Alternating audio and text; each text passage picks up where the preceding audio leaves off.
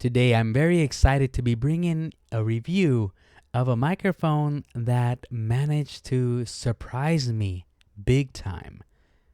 I hope that by the time you finish watching this video that you are equally surprised and that you have enough information so that you can make the decision as to whether or not this microphone is the right one for you. I'm LL and you are watching Creators Tech, technology for creators. Today, I'm looking at the SE Electronics V7 Myles Kennedy Edition microphone. Let's go ahead and see what's inside the box. Inside the box, you get the SE Electronics instruction manual, the SE Electronics decal, the microphone stand holder, and within that stand holder, you get a threaded adapter. You get the microphone baggie, and you get an additional wind pop filter for the interior mesh of the microphone. And of course, you get the microphone itself. The microphone itself is an all-metal build with an aluminum voice coil and a neodymium magnet. For the sake of brevity, I will post the mic specs up on your screen now. You can go ahead and click pause or take a snapshot. Now let's go ahead and put this microphone through some sound tests. This is an XLR only microphone, so you have been listening to the SE V7 Myles Kennedy Edition microphone in XLR mode. This is the handling noise of this microphone.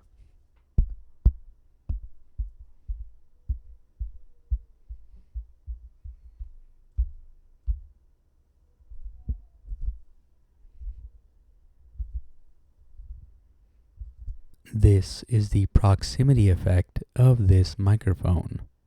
I am currently speaking into it at about a 1-inch distance. I am now speaking into the microphone at a distance of about 3 inches.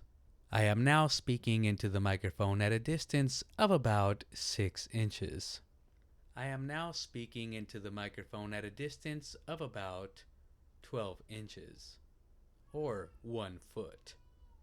I am now speaking into the microphone at a distance of about 3 feet. This is the off-axis rejection of this microphone. 1, 2, 3, 4, 5, 6, 7, 8, 9, 10, 11, 12. Now let's go ahead and see how it does at rejecting keyboard and mouse clicks. I'm currently speaking into the microphone and typing on my Cherry MX keyboard. It's a Cherry MX brown keyboard, and clicking on the mouse. I'm now typing on my Cherry MX brown keyboard and clicking on the mouse. I am typing on my keyboard and I'm clicking on the mouse. Now let's check for sibilance. Sally sells seashells by the seashore. Sally sells seashells by the seashore. Sally sells seashells by the seafloor. Now let's check for plosives. Pedro Pascal pestered a pack of alpacas. Pedro Pascal pestered a pack of alpacas. Pedro Pascal pestered a pack of alpacas who were beatboxing.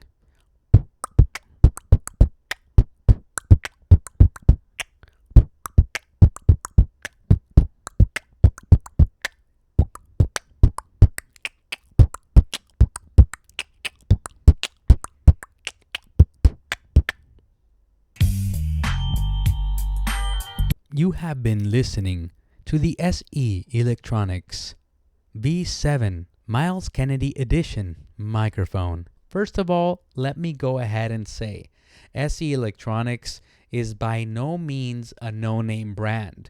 They are a very well-known brand that's been around more or less at least in the mainstream since the early 2000s. The microphone that comes to mind and that I will also be reviewing, so keep an eye out for that, is the SE Electronics V7 microphone.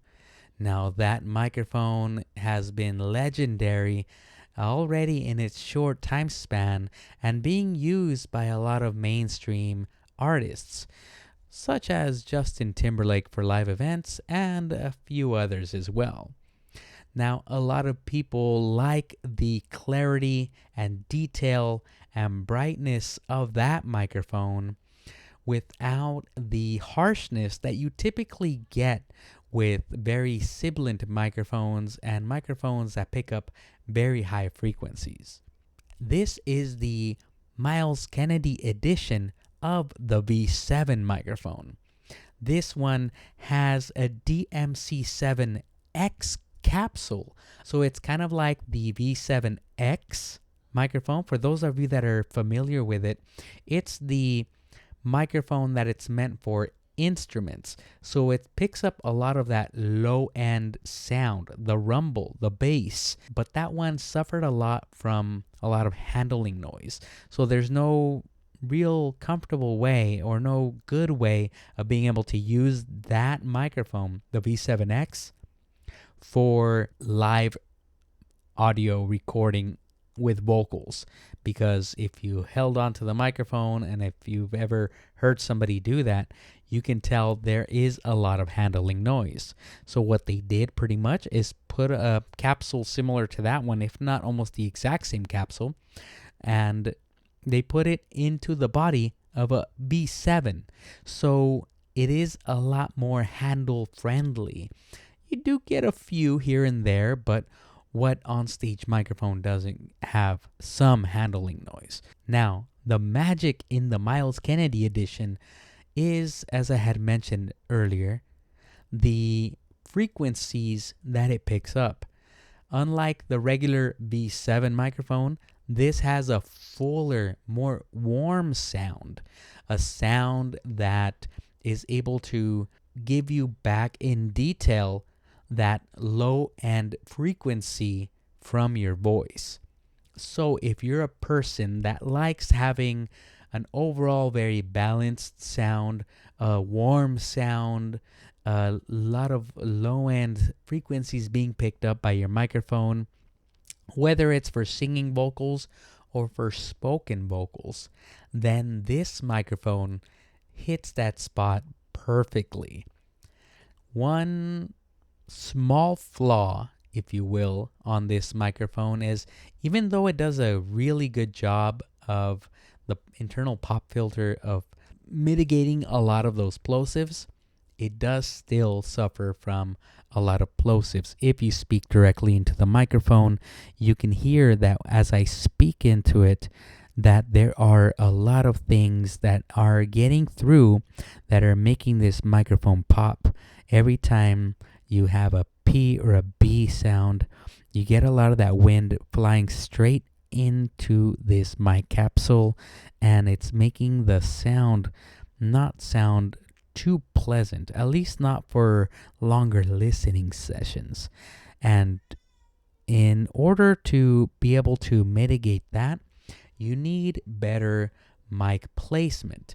So I'm kind of off access right now to the microphone. I'm not speaking directly into it anymore, and it makes for a more pleasant sound. It still picks up a little bit of the breath, it still picks up a little bit of the plosives. However, it sounds much better with the proper mic technique. Now, if you're trying to use this microphone such as for a podcast, you don't always have the benefit of being able to work with somebody that also has appropriate mic technique.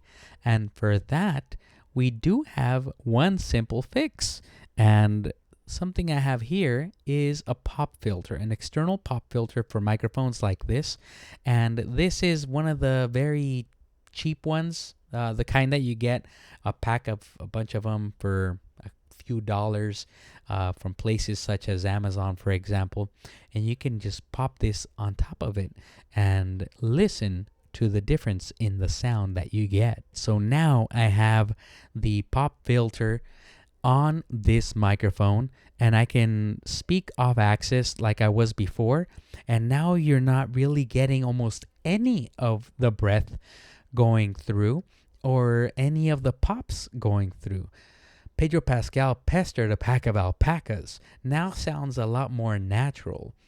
And Sally Sells Seashells by the Seashore also comes through naturally like it was before. So that one, to begin with, didn't have very much of a problem, but the plosives did.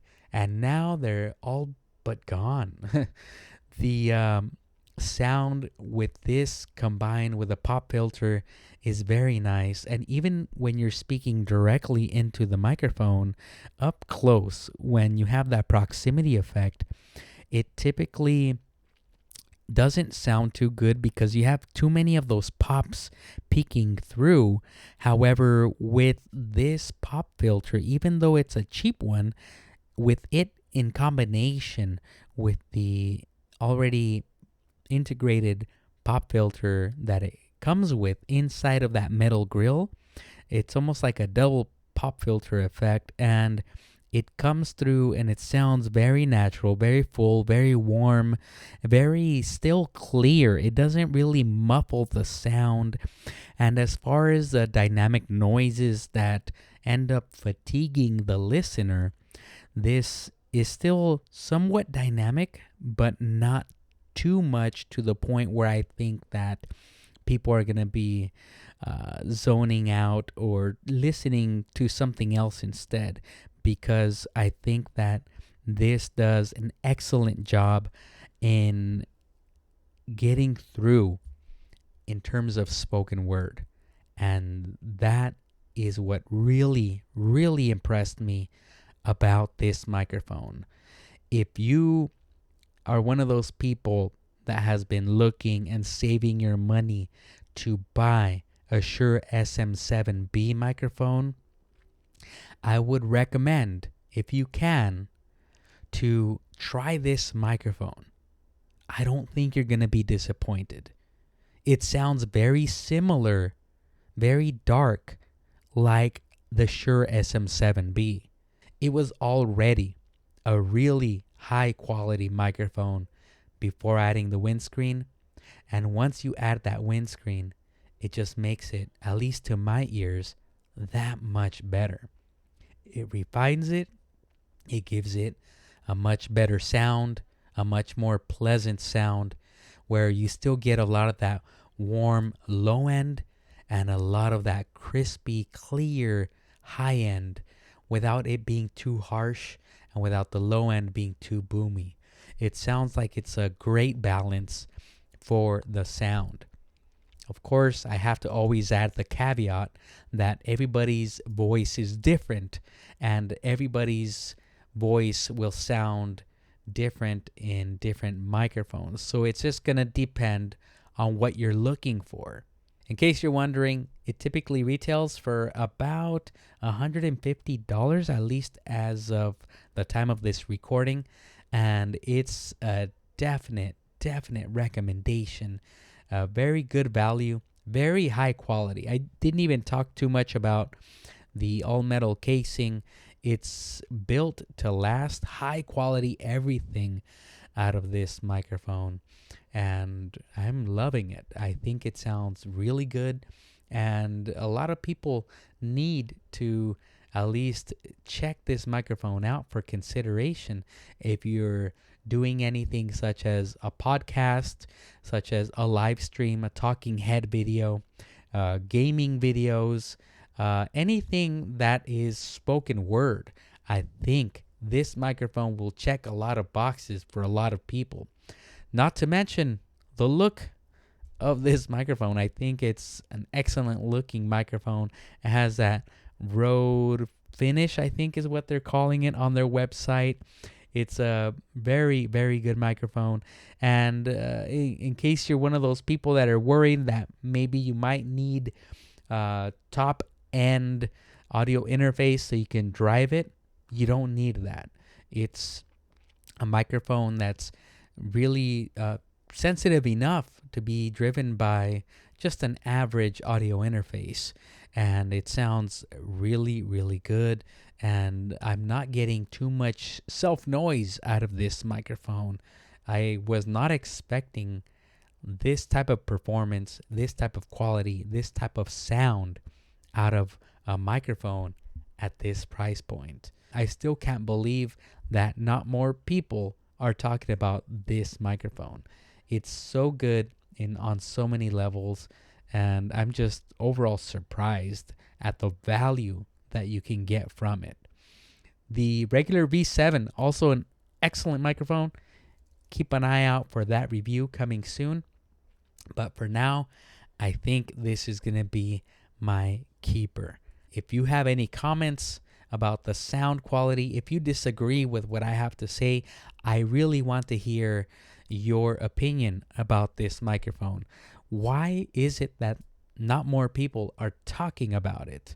It definitely is going to draw comparison to legendary microphones such as the Shure SM7B, the Shure SM58, and the Shure SM47. So for those of you that have more experience with those microphones, what are you getting out of this sound coming from this microphone? How does it compare? Which one do you like more? I hope to have a comparison out in the future as well. Please let me know if you're interested in that. And SE Electronics, if you have any other microphones that you want me to check out and review for you, I hope that you get in touch and let me know what it is that I might be missing out on as well. If you like this microphone and you're thinking about buying it or thinking about buying any of the equipment that I used to make the review for this video, please go ahead and click in the link in the description section. This will take you to the website where you can make a purchase and give us a small commission that can help this channel continue going and growing.